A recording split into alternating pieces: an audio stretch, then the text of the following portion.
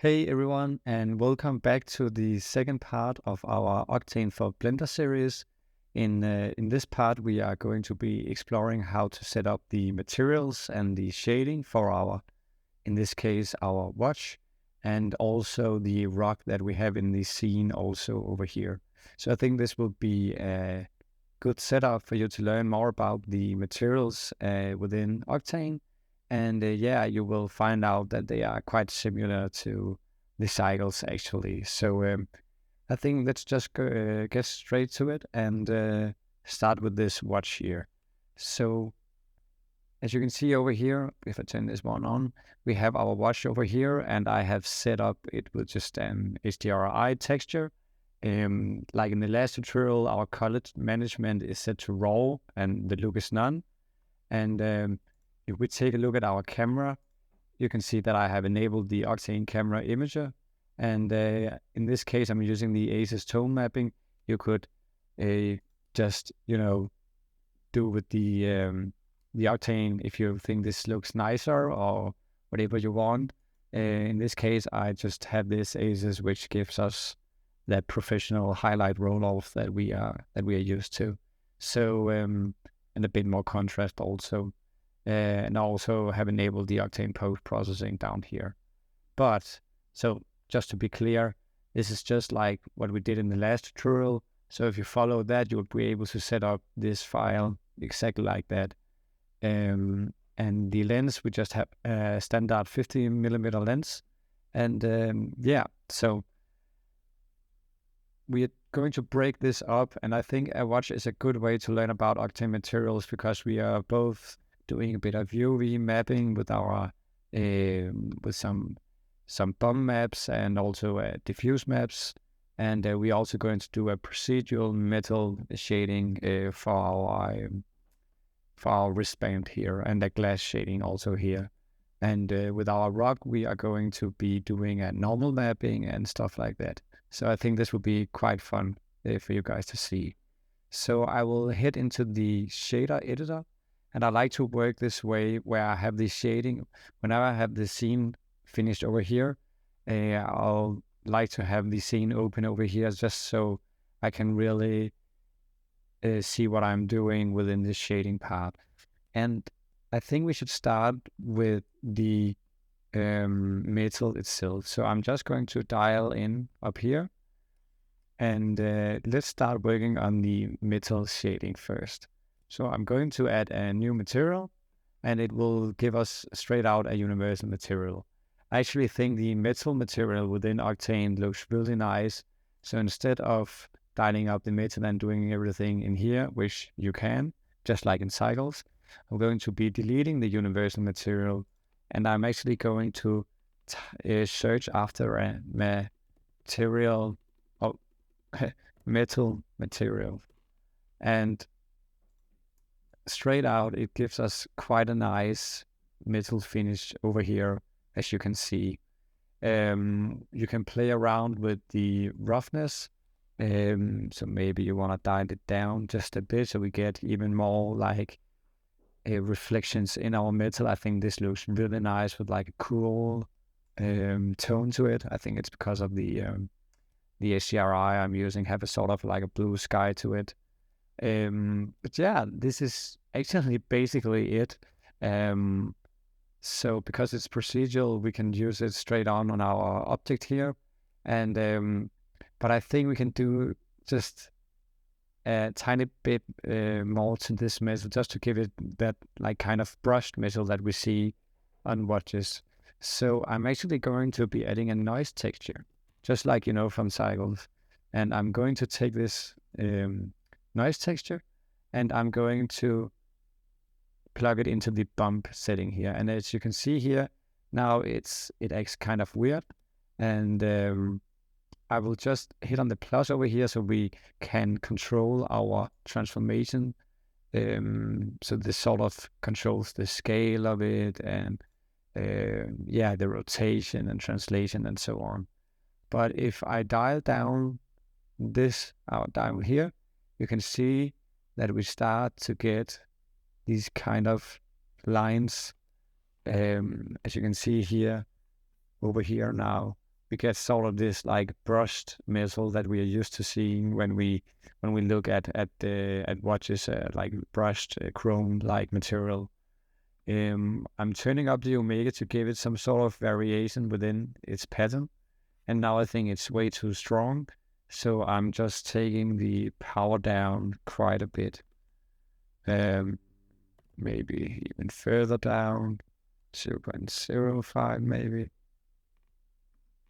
I think I need to take it down, 0.005, just like this. And now you can sort of, I don't know if you can see it on YouTube, but you can start to see the kind of brushed metal here. So I think this looks really nice on my computer, and yeah, I'm just going to be, maybe we should actually name this metal for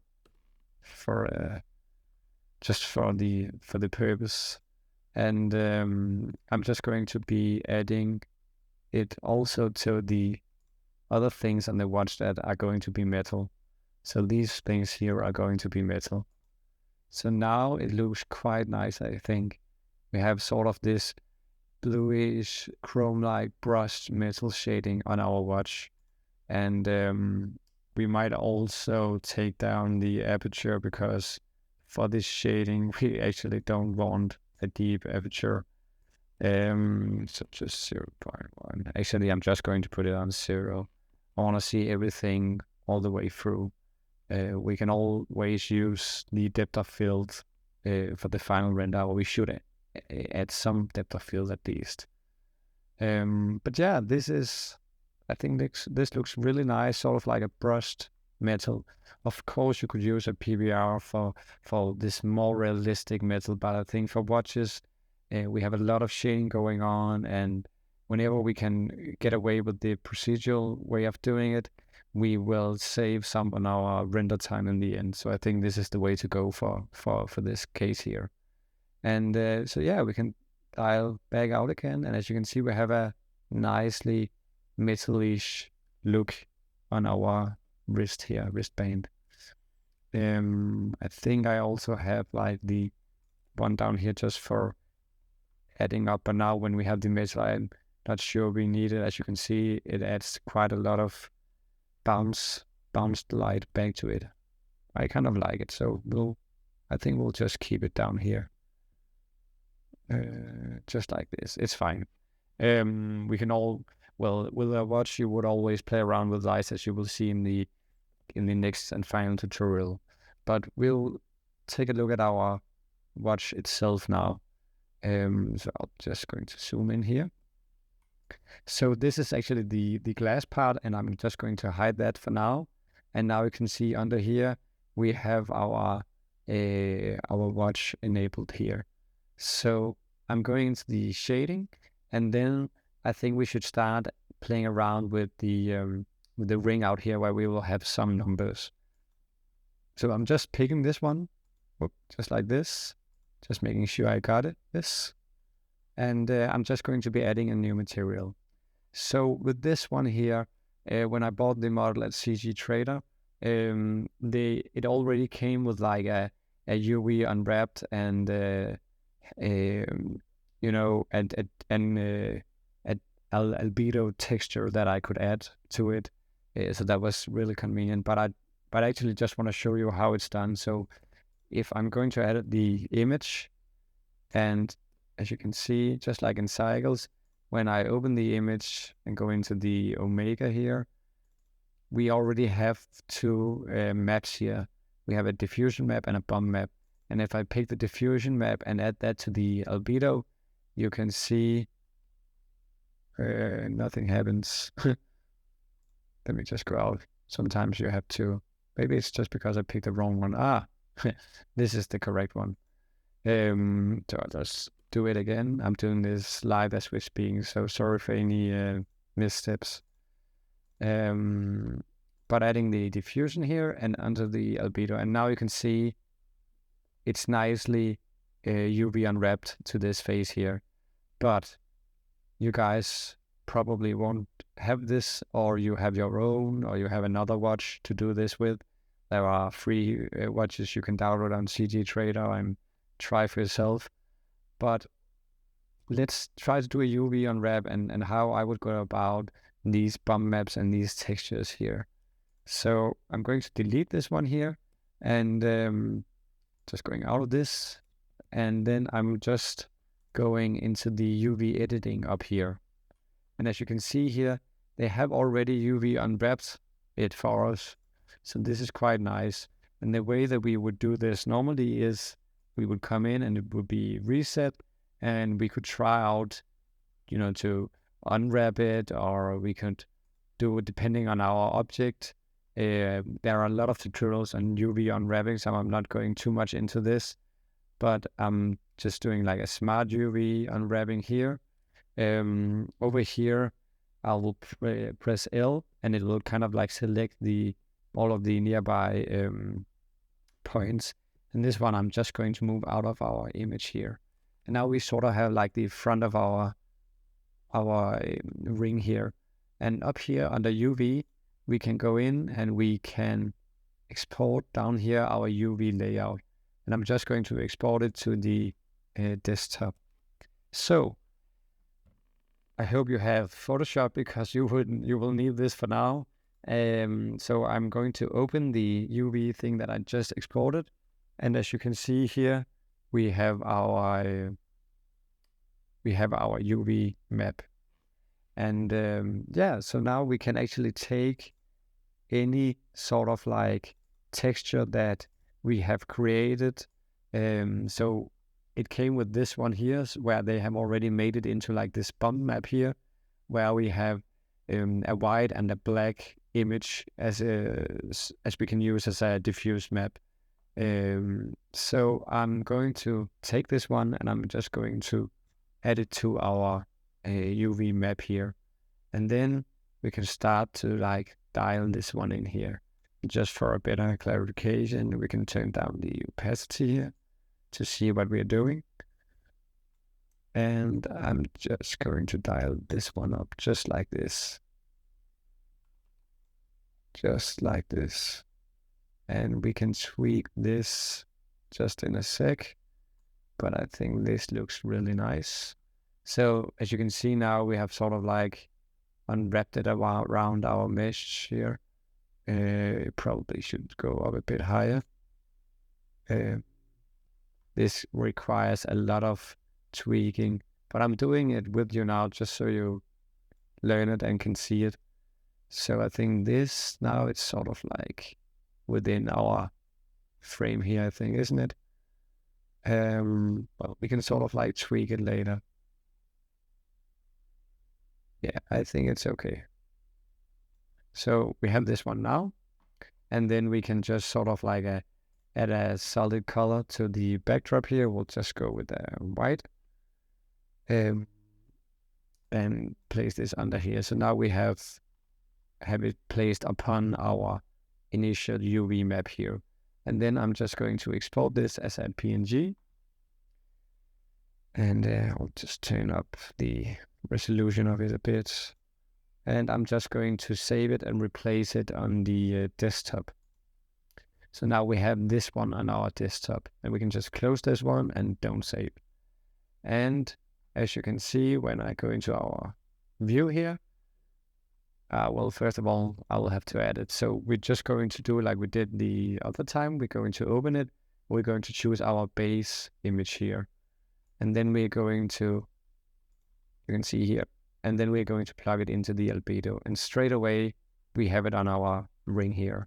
But it's not turning the right way, and it's not probably like stretch. So we should do some tweaking in the UV editing here.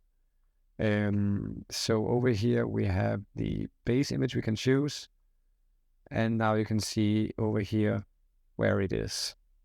So I'm just going to select this, and we'll go about like stretching it and just really like tweaking it a bit here. We might also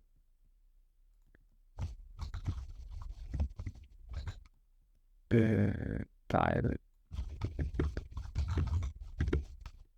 just like this.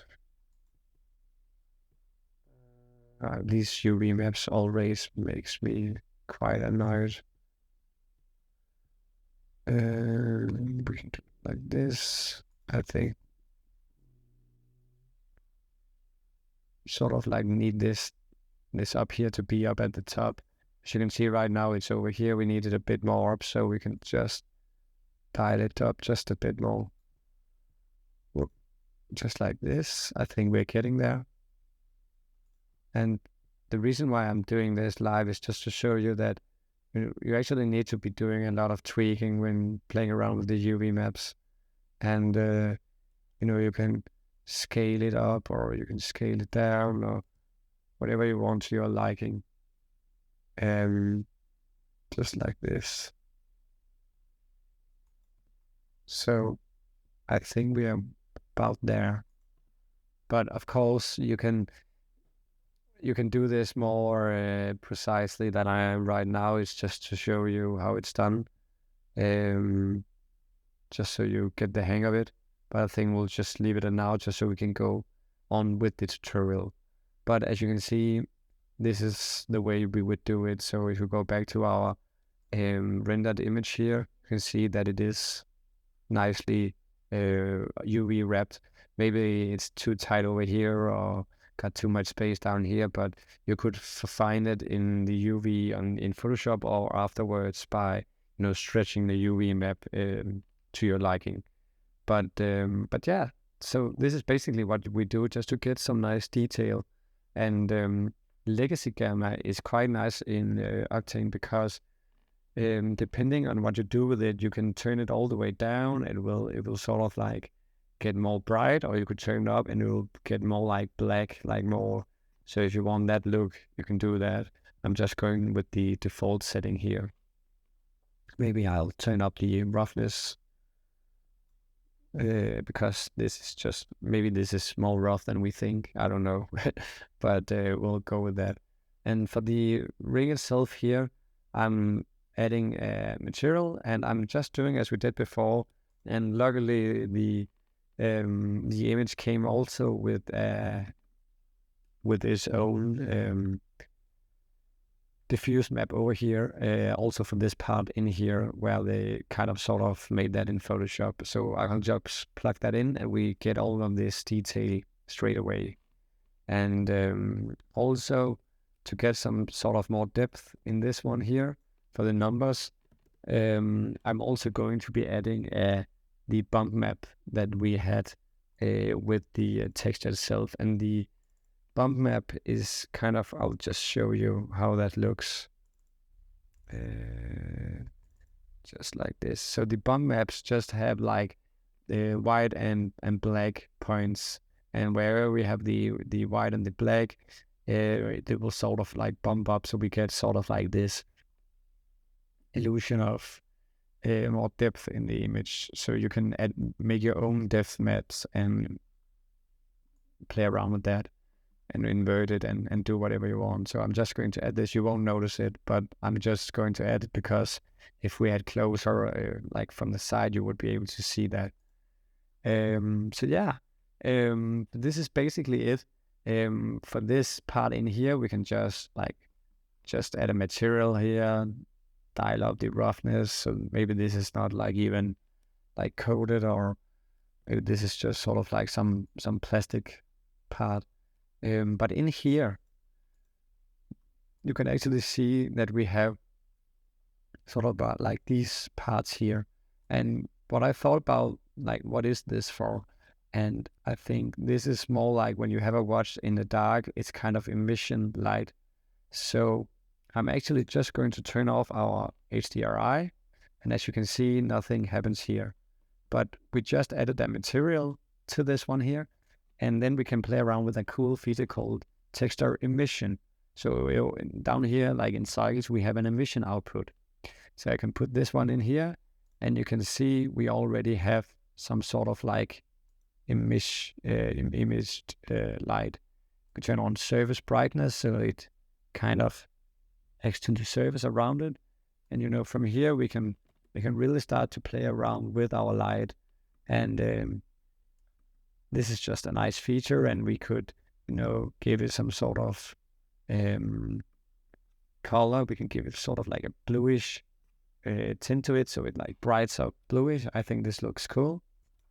So yeah, I'm just going to turn back our HDRI. just like this. And now it will sort of like blow out a bit more, but you could tweak around with this to get your liking. I think this is fine for now. So now we have actually kind of made our watch quite nice here. And I think we will leave it for that and go on to our rock over here.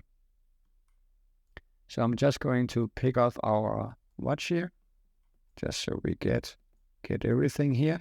And I'm going to take this one out of our frame. And then I'm just going to add our rock to the frame. So what is also cool now is that now we are going to be playing around with some normal maps and also how to load in PBRs for this one. So I'm going back to the shading, and maybe we can turn down the light a bit. We don't need it for this rock here that hard. And do we need this one here? Yeah, it's sort of contrasty, but take it down a bit, just like this. I think we'll go with this. So, like in the other part, we are just going with we're just going to pick our rock here, and then we're just going to delete our material, and then we're going to be adding a new material. So now we're really going to play around with some PBR materials for this rock here to make it really realistic. So I'm going to add a bunch of these image textures here. Just do this, just like this. So we have a few. So in the first one, I'm going into the Omega now. We have the rock asset that I downloaded from Megascans. So we have all of these maps here. So I'm going to be loading in our albedo map in the first one. And in the second one, I'm going to be adding in, I'm going to add in our roughness. So this is going to be our roughness. And this is going to be our, let's see, our normal map. I don't want to play around with the displacement just yet because, well, we don't actually need it for that detailed here image. In this case, we just need the normal map. We're just going to be adding a normal map just like that. And maybe we can play around with the displacement. I'll just leave it over here. So I'm going to take this one down and we can start with this one here. So we'll just take the texture output, and because this rock is already UV unwrapped from Megascans, it's actually quite easy. I'll just say we can take the texture out and into the albedo, and you can see we already get the rock that we have here. In my case, I actually for the scene, I didn't use the this image here because I wanted it to be sort of more like a chalk. Chalk is like sandstone, and so I actually had this turned on, but we can do that in the end. But just to show you now, this is the way to do it. And then we can open this one, and this was our roughness map here.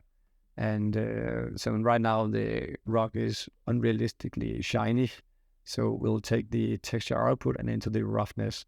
And now we will sort of lose that kind of effect that we had before. So yeah, this is it. And down here in the RGB, we have our normal map, and we can plug that into the normal map here. And now you can see we get the detailed rock that we want. So yeah, and now it's actually just like we want. I can go out of this, and you can see we have this sort of nicely rock lit up, and we can play around also with the sort of like the specular. I don't think it's that specular for a rock to be, so you can turn this one down a bit. You could also play around with the legacy gamma of our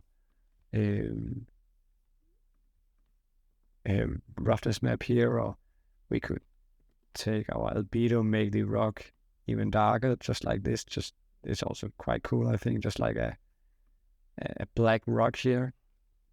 So yeah, and you can play around with the power settings here, so we could add even more of this normal map. I think we would go with like 1.25, And yeah, so this looks really nice. And so yeah, and what I did was I didn't have this one turned on, so I just had this rock here, and I don't know if I had the specular on or not. Maybe we can just keep it on, just like this. And then what will look quite cool is if you sort of have like Octane post processing, we can add some sort of we can add a bit of bloom to it, like this, and we can add sort of like flare power also. We could use the Octane camera imager, and instead of the ACES tone mapping, we could sort of take down the highlight compressions quite a lot here, and do all sorts of things if that's what we want, and use another sort of a portrait look to it, or whatever we want. We'll just go with the ACES tone mapping. So yeah, this is basically it. So right now we have this one here, and we also have our watch over here. So these are the two things that we have made, and yeah, it just looks really cool. You can just take our work bag. Maybe I'll just do like this. Is it through somehow? Right now I'm just playing around with this. Doesn't matter. But this is sort of like a cool image. So we have our rock and texture, and we have our watch textured within Octane. So yeah, so this is just short. There are of course much more within Octane Materials to explore, and hopefully future tutorials I can go into different kind of material settings. But this is the most basic ones, and yeah. So hope you learn something in this second part. And in the third part, we're going to set it up, like the composition and the lighting, and also render it out in the end. So yeah. So thank you so much for all of your support, and thank you to all of the patrons that have subscribed to my Patreon. It really helps me out and keeps me motivated to make these YouTube tutorials. So yeah, thank you so much, and remember to hit the notification bell, and it will really mean a lot to me if you follow these through and watch the entire video. The watch hours makes quite the deal for this channel's potential. So but yeah, thank you so much. Subscribe, and yeah, see you for the third and the maybe the last one. I think it will be the last part where I will combine them all if I don't split it up. But yeah, see you in the next one. It will hopefully come out later in the coming week, whenever I had the time for it. So but thank you so much, and see you next. Bye.